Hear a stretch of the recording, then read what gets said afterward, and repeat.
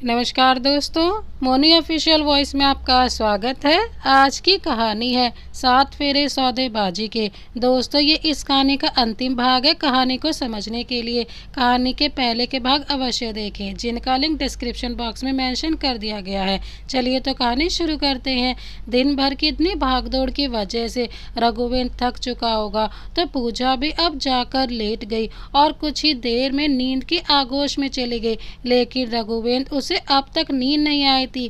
वह पूजा के सोने के बाद उठा और बेड पर पूजा के बगल में जाकर बैठ गया और उसे देखने लगा। इस वक्त उसकी आंखों में नमी थी और वह कुछ परेशान सा लग रहा था।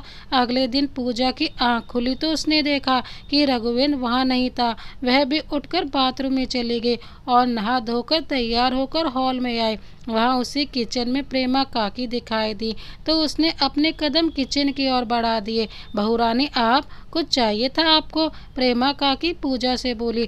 काकी, वो रघुवेंद्र जी कहाँ हैं? वह निकल गई क्या ऑफिस के लिए? पूजा प्रेमा काकी की ओर देखकर बोली। हाँ बहू रानी, वो रघुवेंद्र बेटा को तो कब के निकल गए ऑफिस के लिए। शायद आप सो रही थी, इसलिए उन्होंने आपको नहीं बताया होगा। आप बाहर जाकर बैठिए, मैं आपके नाश्ता लगा देती हूँ। रघुवेंद्र ने बोला है कि आपको नाश्ता करवा कर ही घर से भेजा जाए। प्रेमा काकी पूजा से बोली। प्रेमा काकी की बात सुनकर पूजा चुपचाप जाकर डिनर टेबल पर बैठ गई। डिनर टेबल पर बैठकर वह सोच ही रही थी कि आज रघुवेंद्र इतनी जल्दी ऑफिस क्यों चले गए। अभी तो इस वक्त 7:30 ही हो रहा है और काकी बोल रही हैं कि वह तो कब के ऑफिस चले गए। फिर उसने सोचा शायद कुछ जरूरी काम होगा और वह उन ख्यालों से बाहर निकल गई।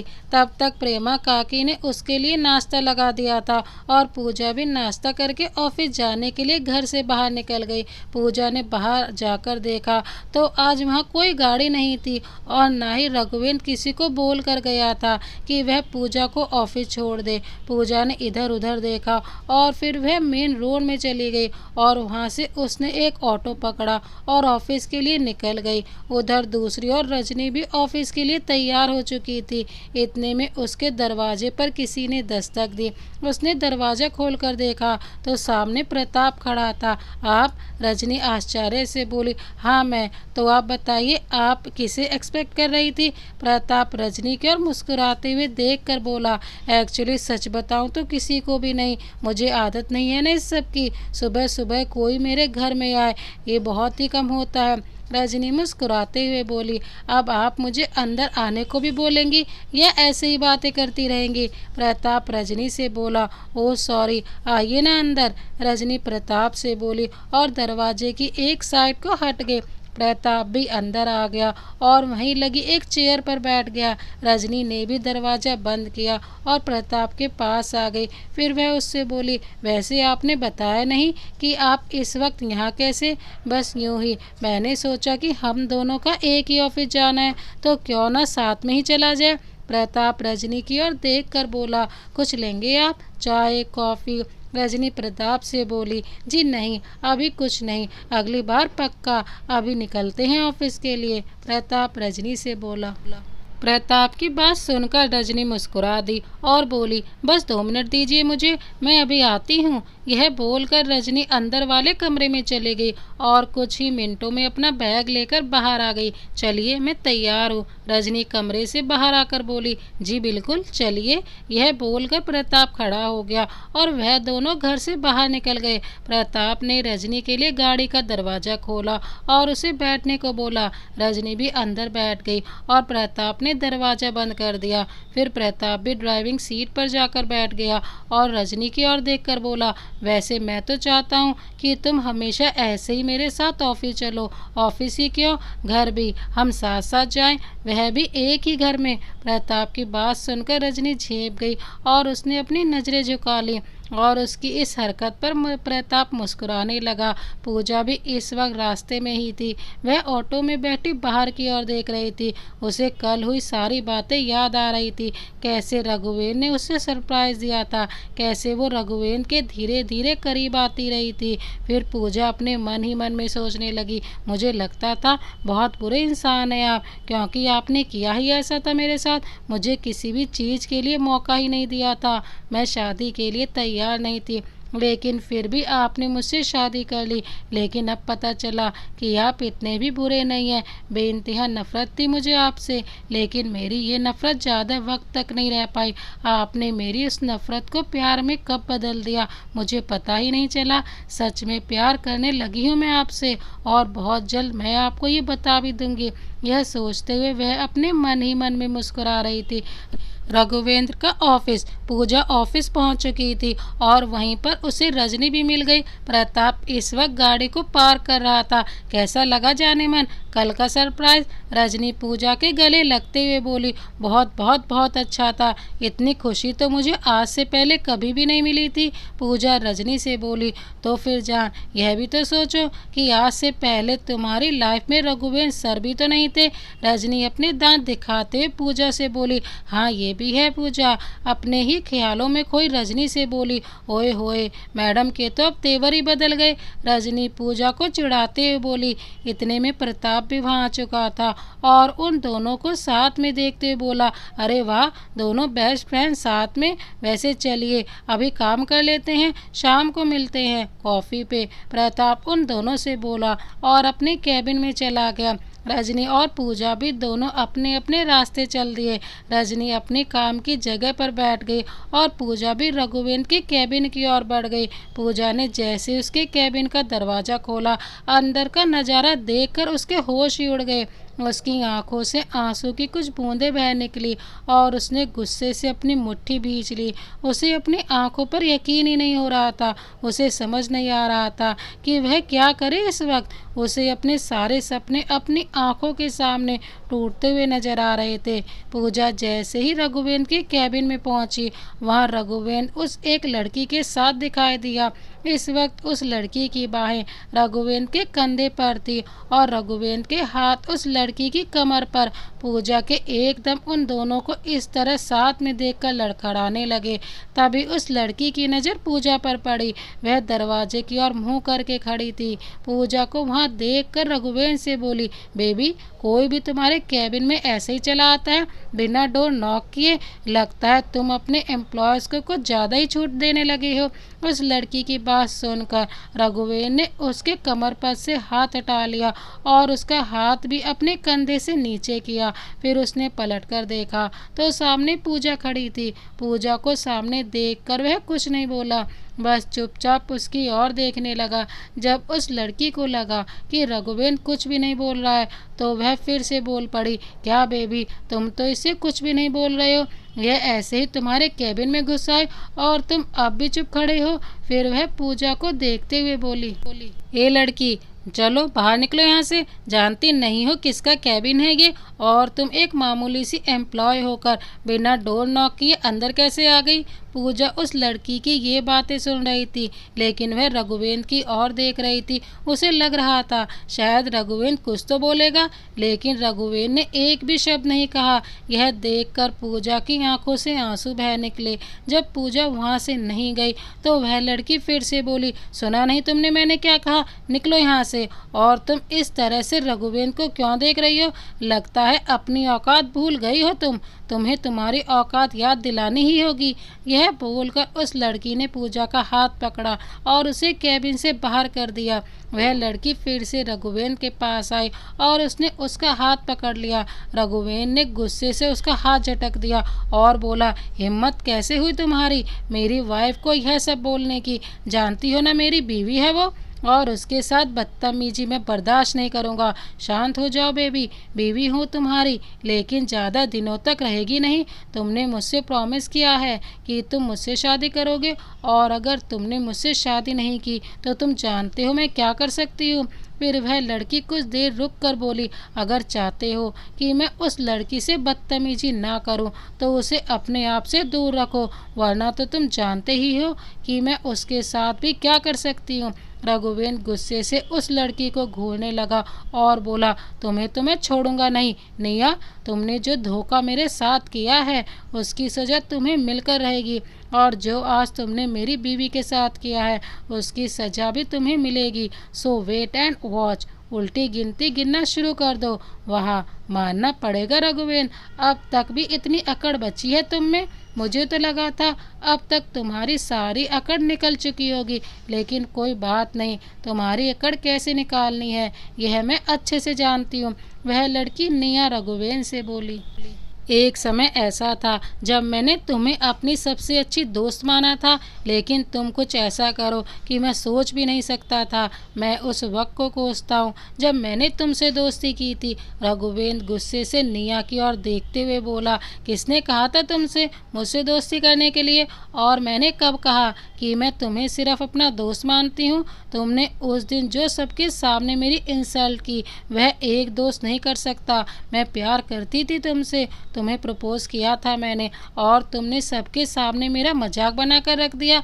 अब इसकी सज़ा तुम्हें भुगतनी ही होगी। प्यार करने लगे हो न तुम उस 2 टके की लड़की से, तो अब देखो जब अपना प्यार अपने से दूर जाता है तो कितना दर्द होता है। यह बोलकर नेहा हंसने लगी। रघुवेंद्र ने गुस्से से अपनी मुट्ठी भींच ली। रघुवेंद्र को गुस्से में देखकर नेहा मुस्कुराते हुए उसके कैबिन से बाहर चली गई और रघुवेंद्र वहीं अपनी चेयर पर बैठ गया। दूसरी तरफ पूजा एक सुनसान जगह पर बैठी थी। उसकी आंखों से बेतहाशा आंसू निकलकर जमीन पर गिर रहे थे।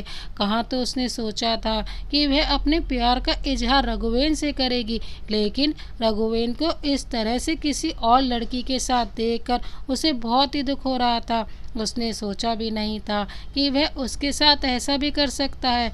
उसे तो लगने लगा था कि रघुवेंद्र बदलने लगा है और वह भी शायद उसे प्यार करने लगा है। पूजा समझ नहीं पा रही थी कि वह सब क्या था जो रघुवेंद्र ने उसके लिए किया। कल ही तो उसका बर्थडे था और रघुवेंद्र ने उसके लिए कितना अच्छा सरप्राइज प्लान किया था, और अगले ही दिन उसने उसे इतना बड़ा झटका दे दिया।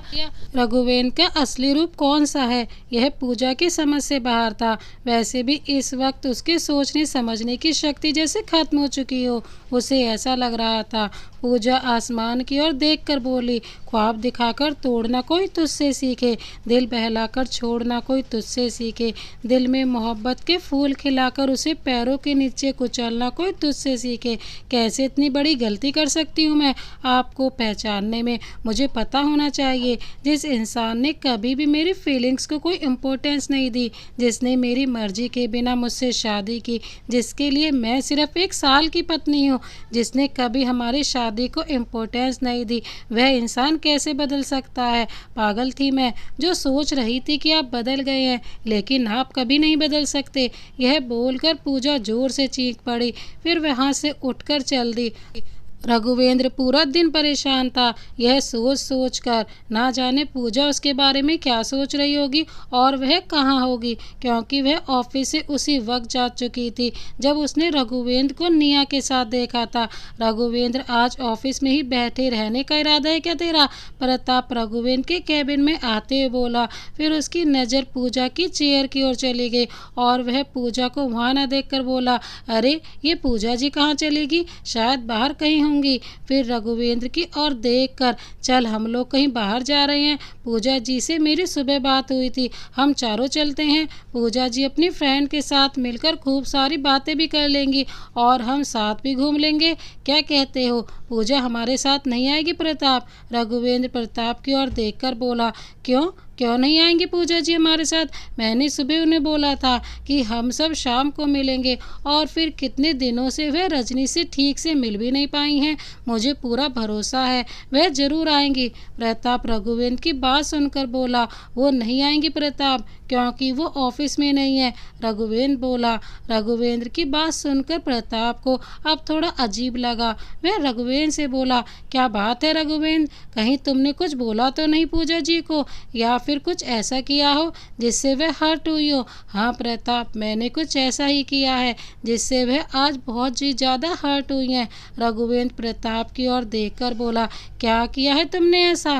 प्रताप ने रघुवेंद्र से पूछा। प्रताप के पूछने पर रघुवेंद्र ने उसे सब कुछ बता दिया जो सुबह हुआ था। मुझे लगता है रघुवेंद्र, तुझे पूजा जी को सब कुछ सच सच बता देना चाहिए, जिससे उन्हें भी ज़्यादा तकलीफ नहीं होगी और शायद वह भी तेरा साथ देंगी। प्रताप रघुवेंद्र की ओर देखकर बोला, नहीं प्रताप, मैं पूजा को कुछ नहीं बता सकता। तू तो जानता है कि निया कैसी लड़की है, अगर उसे यह पता चल गया कि मैं पूजा को सब कुछ बता चुका हूँ और हम लोग उसके साथ नाटक कर रहे हैं, तो मुझे डर है कि कहीं वह पूजा को कोई नुकसान न पहुँचाए। तुझे याद है कॉलेज में जब मैंने उसका प्रपोज़ल रिजेक्ट किया था, उसके बाद सोनल से मेरी दोस्ती हो गई थी क्योंकि निया की हरकतें मुझे पसंद नहीं आ रही थी। मैंने उससे बोला था कि हम दोस्त बनकर रह सकते हैं, मैं हमेशा से तुम्हें अपनी दोस्त मानता हूँ, लेकिन उसने साफ इनकार कर दिया कि वह मुझसे दोस्ती नहीं रखना चाहती। निया से दोस्ती टूटने के बाद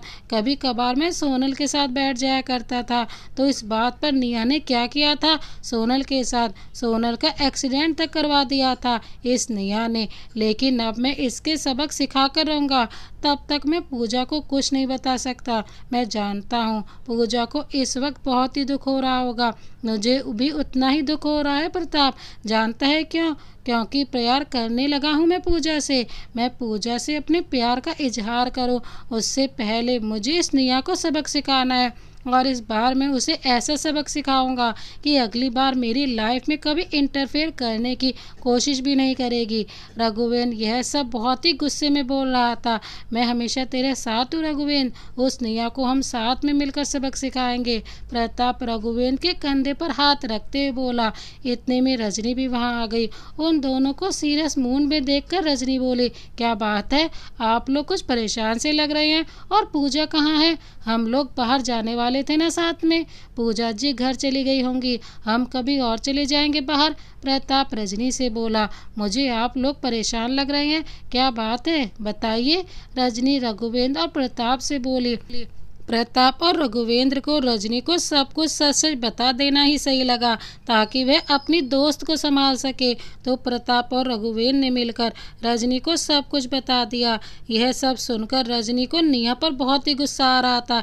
कैसे वो लड़की अपने भरोसे का ऐसे फ़ायदा उठा सकती है, वो भी तब जब आप अपने होश में नहीं थे। आज तक सुना था कि लड़के लड़कियों का फ़ायदा उठाते हैं, लेकिन ऐसी घटिया लड़की के बारे में आज ही सुन रही हूँ जिसने किसी लड़के का फ़ायदा उठा हो, वो भी इसलिए कि उस लड़के ने उस लड़की के प्रपोजल को रिजेक्ट कर दिया था। मुझे तो यह लड़की पागल वागल टाइप की लगती है। आप फिक्र मत कीजिए सर, सब कुछ ठीक हो जाएगा, रजनी रघुवेंद्र से बोली। कुछ देर बाद रघुवेंद्र अपने घर पहुंच चुका था। वह सीधे अपने रूम में गया। वहाँ रूम में पूजा नहीं थी। फिर वह नीचे हॉल में आया। उसने किचन की ओर देखा, पूजा वहाँ भी नहीं दिखी। किचन में प्रेमा काकी थी। रघुवेंद्र ने प्रेमा काकी से पूजा के बारे में पूछा तो उन्होंने रघुवेंद्र को बताया कि पूजा दिन के वक्त ही अपना बैग लेकर घर से निकल गई थी। उन्होंने बहुत कोशिश की पूजा को रोकने की, लेकिन पूजा नहीं रुकी और पूजा ने बोला है कि मैं आपको थैंक यू बोल दूं। रघुवेंद्र बेटा, आपके और बहू रानी के बीच कुछ हुआ है क्या? क्योंकि बहू रानी मुझे बहुत दुखी लग रही थी। उन्हें देखकर लग रहा था कि वह बहुत देर तक रोई हैं। प्रेमा काकी ने रघुवेंद्र की ओर देखकर उससे पूछा। नहीं काकी, ऐसा कुछ नहीं हुआ है हमारे बीच, रघुवेंद्र बोला और वहाँ से अपने कमरे में चला गया। रघुवेंद्र अपने कमरे में जाकर वहीं रखे गए सोफे पर बैठ गया और अपना सर सोफे पर टिकाकर ऊपर छत की ओर देखने लगा। मैं जानता हूँ पूजा, तुम मेरी हरकत से बहुत दुखी हो, लेकिन यकीन मानो मेरे पास उस वक्त इसके अलावा कोई दूसरा रास्ता नहीं था। मुझे पता है तुम रजनी के घर गई होंगी। अगर रजनी तुम्हारे साथ है तो मुझे तुम्हारी कोई फिक्र नहीं है। फिर उसने एक गहरी सांस ली और बोला, तेरे आने से पहले कितनी वीरान थी ये जिंदगी, तेरे जाने के बाद इसका एहसास हुआ है मुझे। तू ही मेरी हर खुशी की चाबी है, अब तेरे बिना मैं अब कुछ भी नहीं। रजनी जैसे ही घर पहुंची उसने देखा कि घर का दरवाज़ा खुला हुआ था। वह समझ गई कि पूजा यहाँ आई हुई है। रजनी ने धीरे से दरवाज़ा खोला तो अंदर चारों तरफ अंधेरा था, सारी लाइट्स ऑफ थी। रजनी ने घर के अंदर कदम रखा और हॉल की लाइट ऑन की। उसने देखा कि पूजा हॉल में नहीं थी तो वह अंदर वाले कमरे की ओर बढ़ गई। वहाँ भी अंधेरा ही था।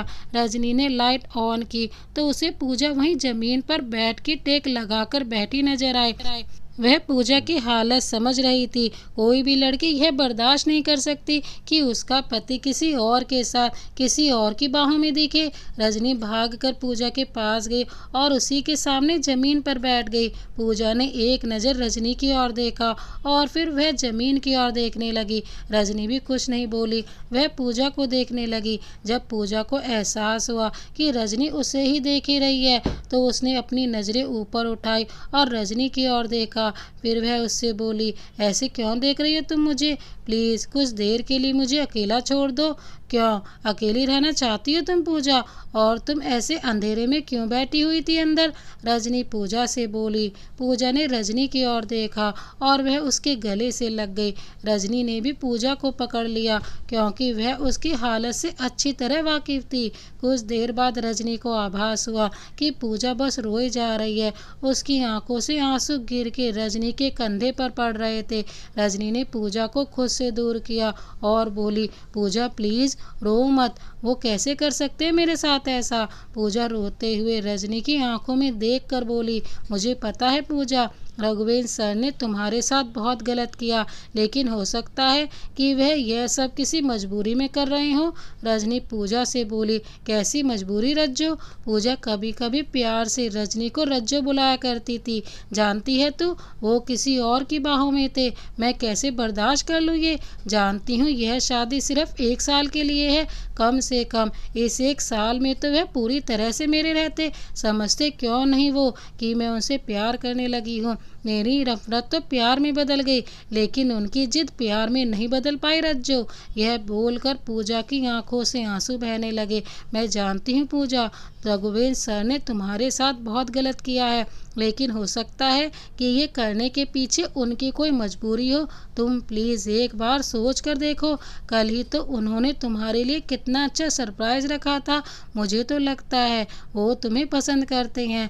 रजनी पूजा की ओर देख कर बोली, मुझे भी यही लगने लगा था रजनी कि उनके दिल में मेरे लिए फीलिंग्स है, लेकिन ये सब मेरा भ्रम था।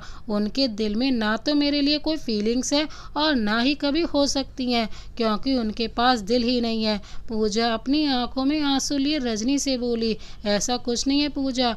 रजनी बोली, तू मेरी दोस्त है या उनकी? उन्होंने मेरे साथ इतना कुछ कर दिया, फिर भी तू उन्हें ही अच्छा ठहरा रही है। पूजा रजनी की आंखों में देख कर बोली, मैं तेरी दोस्त हूँ यार पूजा, चल बाकी सब कुछ तू छोड़ दे, लेकिन तू ऐसे किसी को भी रघुवेंद्र सर की लाइफ में कैसे आने दे सकती है? भले ही तुम्हारी शादी 1 साल की हो, लेकिन तब तक के लिए तो तू अपना हक मत छोड़। रजनी पूजा को समझाते हुए बोली, कैसा हक रजनी? मेरा उन पर कभी कोई हक था ही नहीं। पूजा निराश होते हुए बोली, देख तू भी मानती है ना कि रघुवेंद्र सर ने तेरे साथ गलत किया है, तो थोड़ा परेशान करना तेरा भी तो हक बनता है ना। जब तक तुम इस शादी में हो उन्हें किसी और लड़की के करीब मत जाने दे, उन्हें भी तो तड़पने दे उनकी मोहब्बत के लिए। अगर वह लड़की रघुवेंद्र सर की प्रेमिका है तो तू भी बता उस लड़की को कि तू उनकी पत्नी है। रजनी पूजा की आंखों में आंखें डाल कर बोली, इसका क्या फ़ायदा होगा रजनी, क्योंकि जबकि मैं जानती हूँ कि हमारी शादी अब कुछ ही महीनों की बची हुई है, तो क्या फ़र्क पड़ता है कि वह लड़की आज उनकी ज़िंदगी में आए या कुछ महीने के बाद। पूजा बोली, फ़ायदा हो या ना हो, लेकिन थोड़ा परेशान करना तो तेरा भी बनता है ना। रजनी मुस्कुरा कर बोली। रजनी की बात सुनकर पूजा सोच में डूब गई और फिर रजनी की ओर देखकर मुस्कुराने लगी। अगले दिन रघुवेंद्र का ऑफिस। पूजा जैसे ही रघुवेंद्र के कैबिन का दरवाज़ा खोलकर अंदर गई, आज भी वहाँ निया दिखाई दी। निया को देखकर लग रहा था जैसे वह ज़बरदस्ती रघुवेंद्र के करीब जाने की कोशिश कर रही हो और रघुवेंद्र उसे खुद से दूर रखना चाहता हो। पूजा उन दोनों पर ज़्यादा ध्यान न देते हुए अपनी डेस्क पर जाकर बैठ गई। रघुवेंद्र और निया दोनों ही पूजा की ओर देख रहे थे। निया पूजा के पास आई और बोली, मैनर्स नहीं है तुम्हारे पास, यूँ बिना दरवाज़ा नॉक किए ही अंदर आ गई। कल भी समझाया था ना तुम्हें, लगता है तुम्हारी समझ में नहीं आया। फिर वह रघुवेंद्र की ओर देख कर बोली, क्या यार बेबी, कोई भी ऐरा गहरा तुम्हारे कैबिन में आकर बैठ जाता है और तुम उसे कुछ बोलते भी नहीं हो। बस एक बार शादी होने दो हमारी, यह सब कुछ बदल दूंगी मैं, और तुम निकलो यहाँ से। मैं तुम्हें इससे आगे निया कुछ बोलती, पूजा अपनी जगह पर खड़ी होकर जोर से चिल्लाकर बोली, शट अप। जुबान पर लगाम रखो अपनी। तुम होती कौन हो मुझे यह सब बोलने वाली? और एक बात, मैं यहाँ काम करती हूँ, तुम्हारी तरह ये छिचोरापन दिखाने नहीं आई हूँ। और अगर तुम्हारा हो गया हो तो तुम निकलो यहाँ से बाहर, क्योंकि मुझे डिस्टर्ब हो रहा है और मुझे काम करना है। मुझे सर से कुछ अकेले में इस शब्द पर जोर देते हुए अकेले में डिस्कस भी करना है, तो तुम निकलो यहाँ से। यह सब पूजा गुस्से से निया को घूरते हुए बोल रही थी। साथ ही कभी कभी वह रघुवेंद्र की ओर भी गुस्से से देख लेती। निया ने रघुवेंद्र की ओर देखा तो वह कुछ नहीं बोला। निया को यह सब अपनी बेइज्जती जैसा लग रहा था, तो वह अपने पैर पटकते हुए वहाँ से चली गई। ऐसे ही दिन बीतते गए। अब रघुवेंद्र और पूजा की शादी को 1 साल होने में सिर्फ 1 ही महीना बचा हुआ था। इस बीच पूजा रजनी के साथ उसी के फ्लैट में रहा करती थी। रघुवेंद्र को चाहता था कि पूजा घर वापस आ जाए, लेकिन वह उससे कह नहीं पाता था। कहता भी किस मुँह से, क्योंकि जो उसने पूजा के साथ किया था उसके बाद उसका कोई हक नहीं था कि वह पूजा से कुछ भी कहे या कुछ भी मांगे। निया हर बार रघुवेंद्र के करीब आना चाहती, लेकिन पूजा उसे उससे दूर कर देती। रघुवेंद्र ज़्यादातर समय अब ऑफिस में ही बिताने लगा था, क्योंकि उसे पता था वह घर में वक्त बिताएगा तो निया किसी न किसी बहाने से उसके घर आने लगेगी। और वहाँ पूजा भी नहीं थी कि जो उसे निया से बचा सकती थी। साथ ही रघुवेंद्र काम के बहाने से ज़्यादातर पूजा को भी काफ़ी देर तक ऑफिस में ही रोक लिया करता था। कभी कभी तो पूजा ऑफिस में ही सो जाया करती थी। जिस दिन पूजा को ऑफिस में काम करते करते नींद आ जाती, उस दिन रघुवेंद्र भी घर नहीं जाता था और ना ही वह पूजा को उठाता था। वह बस उसके पास बैठा उसे निहारने लगता था। यह सब निया नोटिस कर रही थी और मन ही मन गुस्से से कुढ़ रही थी। एक दिन रघुवेंद्र की तबीयत कुछ खराब थी, जिस वजह से वह ऑफिस नहीं जा रहा था। बस इसी बात का फ़ायदा निया उठाना चाहती थी। निया ने रघुवेंद्र को इन्फॉर्म कर दिया था कि वह आज उसके घर आ रही है, और यही उसने गलती की थी कि उसने रघुवेंद्र को इस बात की जानकारी दे दी। उधर दूसरी तरफ पूजा और रजनी ऑफिस के लिए रेडी हो रही थी। तभी रजनी का फ़ोन बज उठता है। वह अपना फ़ोन लेकर बाहर हॉल में चली जाती है। पूजा को लगा कि शायद प्रताप का फ़ोन होगा, इसलिए वह उस रूम से बाहर चली गई होगी। पूजा रजनी पर ज़्यादा ध्यान न देते हुए तैयार होने लगी। हेलो, रजनी फ़ोन उठाकर बोली। सामने फ़ोन पर रघुवेंद्र था। उसने रजनी से कुछ पूछा तो रजनी बोली, आप चिंता मत कीजिए सर, पूजा आज आपके घर पर आएगी। अब उस निया की एक भी चाल कामयाब नहीं होगी। ओके, थैंक यू, रघुवेंद्र बोला और उसने अपना फ़ोन रख दिया। क्या बात है, कुछ ज़्यादा ही बातें नहीं चल रही हैं आजकल तुम दोनों की? पूजा रजनी के कंधे पर हाथ रखते बोली। एक पल के लिए पूजा को अपने पीछे देखकर रजनी घबरा सी गई। उसे लगा शायद पूजा ने उसकी और रघुवेंद्र सर की बातें सुन ली हैं, लेकिन फिर उसने संभलते हुए पूजा से कहा, ऐसा कुछ नहीं है। वैसे चल क्या रहा है तुम दोनों के बीच? जब देखो तुम प्रताप से बातें करती रहती हो। पूजा रजनी की टांग खींचते बोली, जैसा तू सोच रही है वैसा कुछ नहीं है। वो तो प्रताप मुझे बता रहा था कि आज रघुवेंद्र सर की तबीयत बहुत ज़्यादा ख़राब है, आज वो ऑफिस भी नहीं आ पाएंगे। प्रताप कह रहा था कि आज ऑफिस में अगर ज़्यादा काम नहीं होता तो वह रघुवेंद्र के पास उसके घर चला जाता, कम से कम उसका थोड़ा ध्यान तो रख सकता था वह। लेकिन आज ऑफिस में बहुत ज़्यादा काम है, जिस वजह से प्रताप भी रघुवेंद्र सर के घर नहीं जा पाएगा। ऊपर से आज रघुवेंद्र सर भी ऑफिस में नहीं है, जिस वजह से वर्कलोड कुछ ज़्यादा ही रहेगा। बस प्रताप को यह टेंशन हो रही थी कि इस हालत में कौन रघुवेंद्र का ध्यान रखेगा, क्योंकि रघुवेंद्र किसी की नहीं सुनता। आज वह ना तो खाना खाएगा और ना ही दवा लेगा, तो पता नहीं वह ठीक कैसे होगा। यही सोच सोच कर प्रताप परेशान हो रहा था, इसलिए उसने मुझे फ़ोन किया था। रजनी पूजा से साफ साफ झूठ बोल रही थी और उसे रघुवेंद्र के लिए परेशान देखकर मन ही मन खुश भी हो रही थी। अगर वो बीमार है तो बुलाए अपनी उस गर्लफ्रेंड को जो हर वक्त उनसे चिपकी रहती है। आज कहाँ है वो? आज नहीं आई उनका ख्याल रखने। पूजा गुस्से और चिंता दोनों के मिले जुले भावों से बोली। रजनी मन ही मन, वो घर पर आने वाली है, इसीलिए तो रघुवेंद्र सर चाहते हैं कि तू भी वहाँ आए। कुछ बोलेगी? अब कहाँ खो गई तू?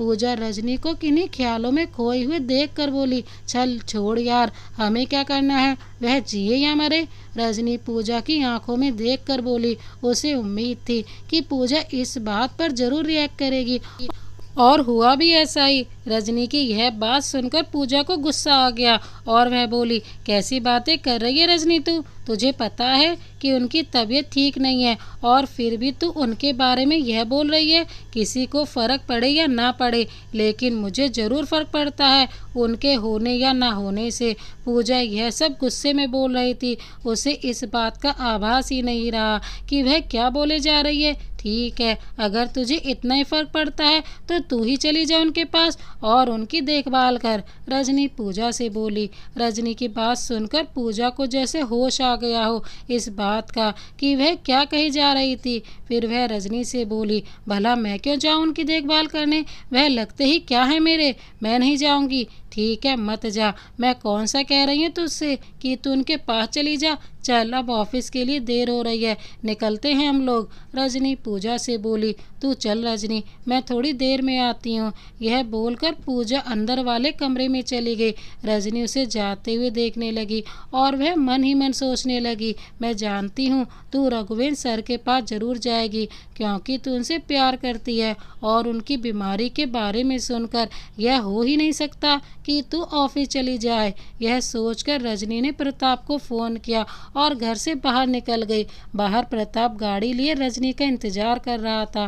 प्रताप को देखकर रजनी मुस्कुराई और वह दोनों साथ में ऑफिस के लिए निकल गए। इधर पूजा जैसे दोराहे पर खड़ी हो, उसे समझ ही नहीं आ रहा था कि वह क्या करे। वह रघुवेंद्र के पास जाए या नहीं, यह बात वह समझ ही नहीं पा रही थी। कुछ देर सोचने के बाद उसने डिसाइड किया कि वह रघुवेंद्र के पास जाएगी।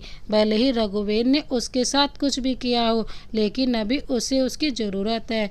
यह सोचकर पूजा घर से बाहर निकली और स्कूटी लेकर रघुवेंद्र के घर की ओर निकल गई। दिल चाहता है तुझे इस कदर, जैसे तू है मेरी सांसों की तरह।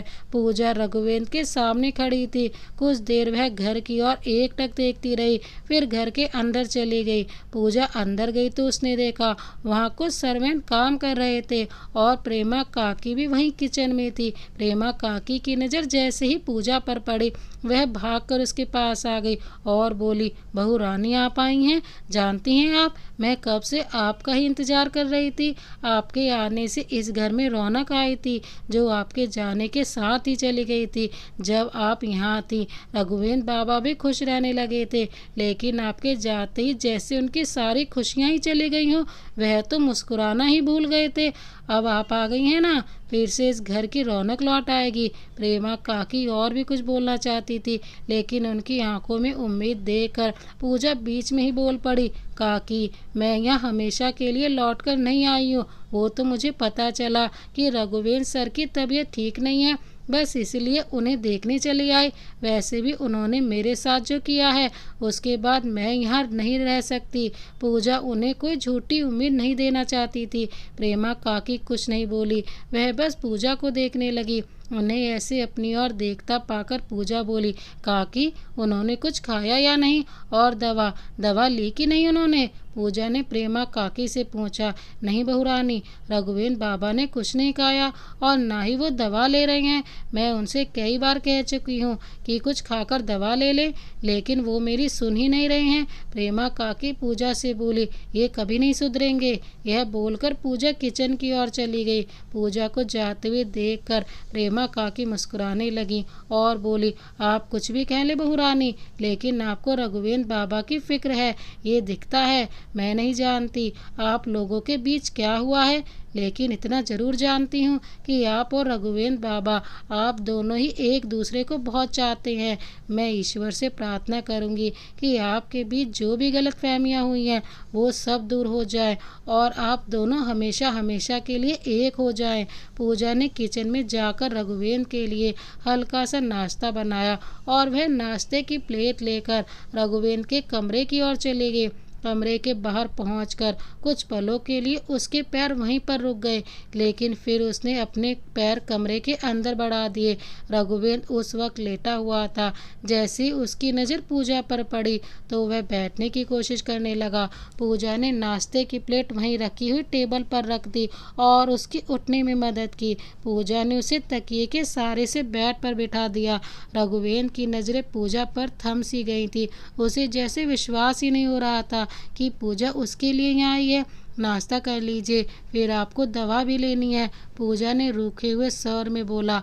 मेरा खाने का मन नहीं है, रघुवेंद्र अपना मुंह फेरते हुए बोला। देखिए, थोड़ा सा तो खा लीजिए, फिर आपको दवा भी लेनी है। पूजा फिर से बोल पड़ी। मुझे ना तो कुछ खाना है और ना ही दवा लेनी है, रघुवेंद्र बोला। आपको हमेशा अपनी ही जिद करनी होती है, कभी तो मेरी भी बात मान लिया कीजिए। भले ही आप मुझसे प्यार नहीं करते, लेकिन हम इतने वक्त तक साथ में रहे हैं, बस इसी वजह से मान लीजिए मेरी बात। आप बीमार थे, बस इसलिए आई हूँ इस घर में, वरना मैं इस घर में कभी अपने कदम नहीं रखती।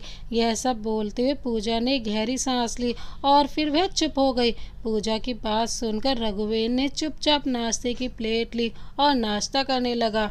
नाश्ता हो जाने के बाद पूजा ने उसके हाथ से प्लेट ले ली और उसकी ओर दवा बढ़ा दी। फिर उसने एक गिलास में पानी निकाला और उसे रघुवेंद्र की ओर बढ़ा दिया।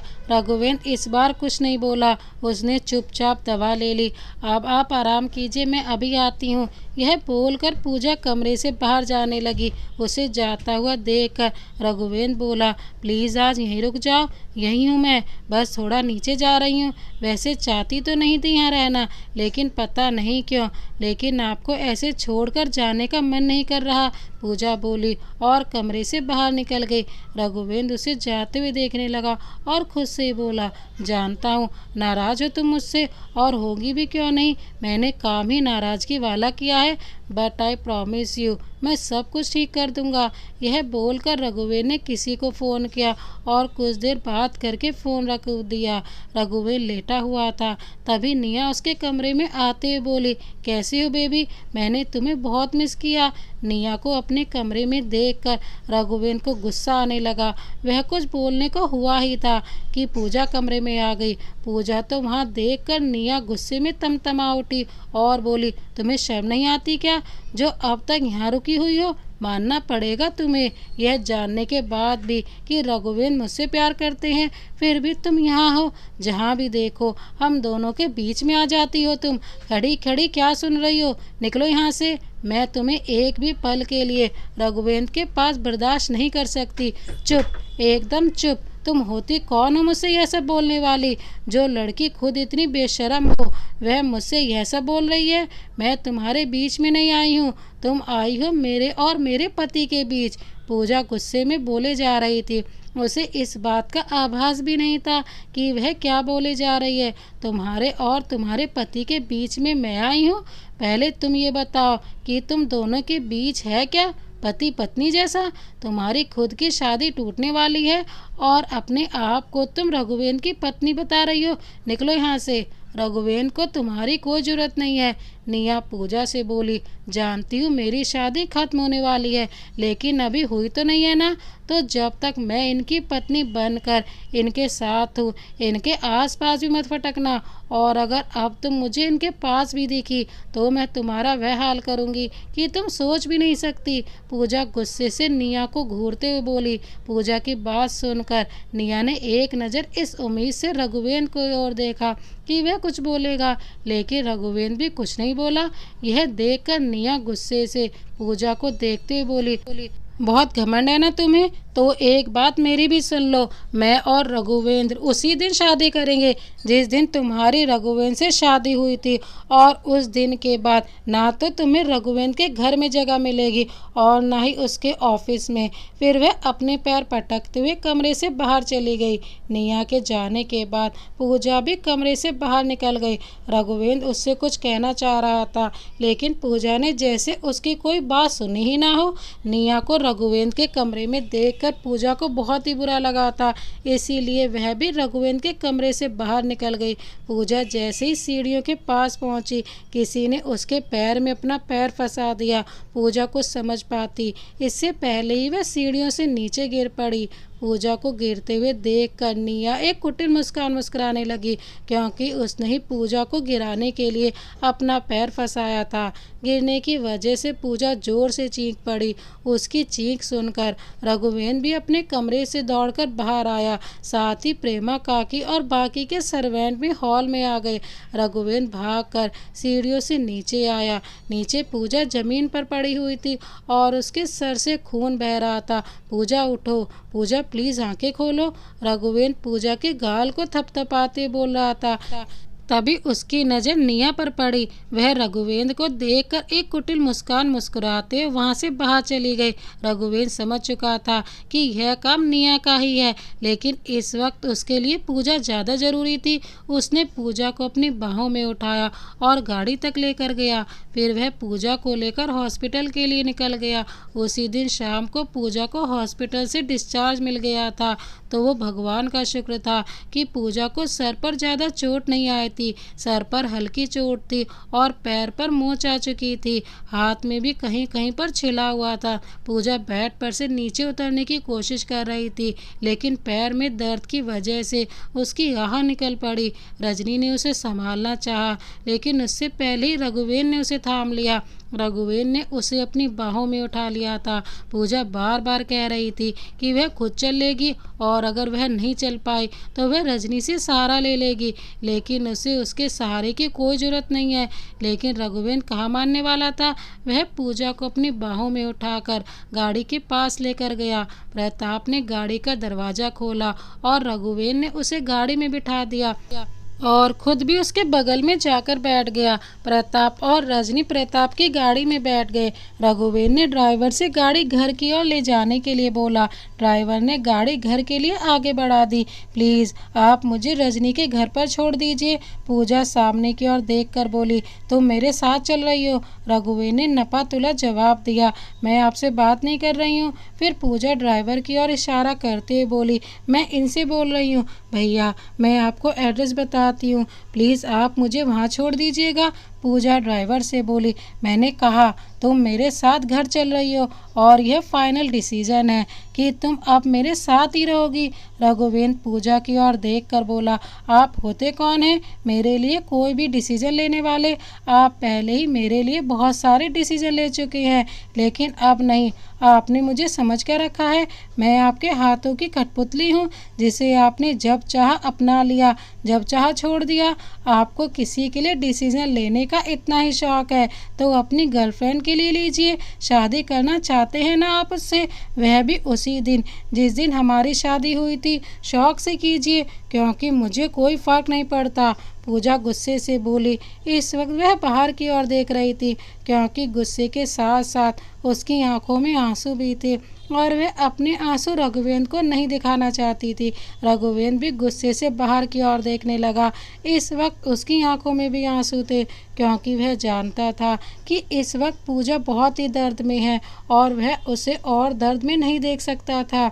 रघुवेंद्र गुस्से से अपने मन ही मन में बोला, बस हो गया अब इस खेल को ख़त्म करने का वक्त आ चुका है।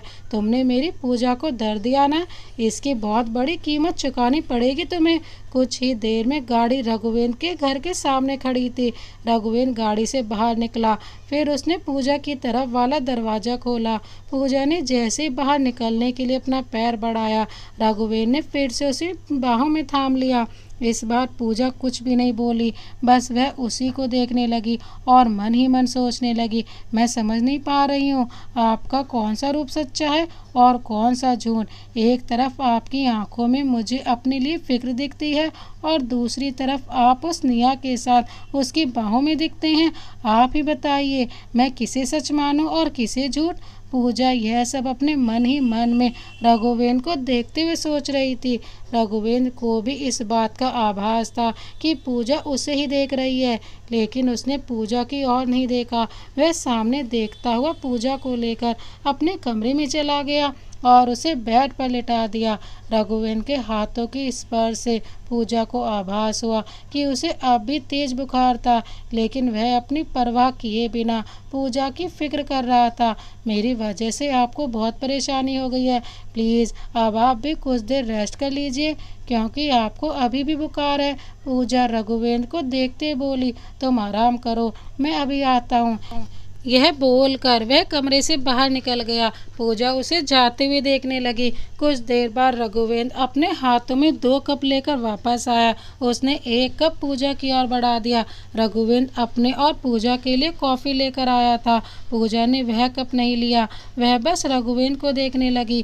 पूजा को ऐसे अपनी ओर देखता पाकर रघुवेंद्र बोला, ले लो, जानता हूँ तुम्हें मुझ पर भरोसा नहीं है, लेकिन मैं तुम्हें यकीन दिलाता हूँ, मैंने इसमें कुछ भी नहीं मिलाया।